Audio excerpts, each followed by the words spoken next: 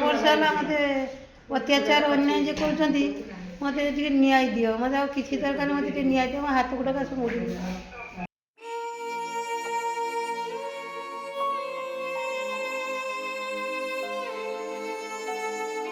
जन्म कला पुओर जघन्य कांड एमिति पुओ काहाकु न मिलु। संपत्ति पाई माँ को मारुछि पुओ।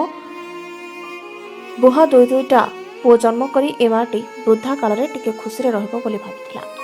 हेले सबु इच्छा जेमिति एबे मरि जाइछे।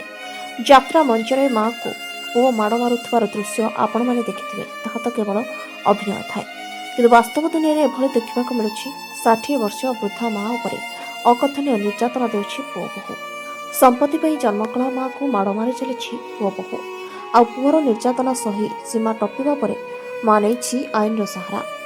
बयसर अपराह्न बयरी साजिछि पुओ, सेथिपाई तो ए आखिरु आउ लुह सुखनी।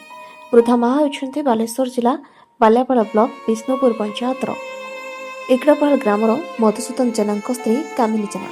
बयस अधिक कारणरू आ भलरे भी चली पारु नाहांती। स्वामी को ए दुनिया रे नाहांती।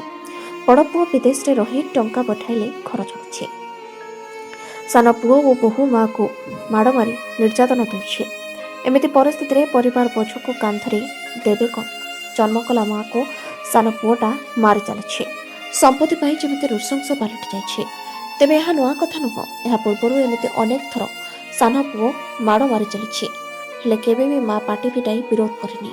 हेले अत्याचार बढ़िबा परे पुओ विरुद्ध रे बालापाल थाना रे लिखित अभियोग करिछि माँ। आ गुहारि करिछि पुओर अत्याचारରୁ रक्षा पाइबाकू। मात्र पुलिस अभियोग पाइबा परे माँ को घर को फेराई दैछि। आ घरे पहुंचबा परे पुणी माड़ मारिछि पुओ।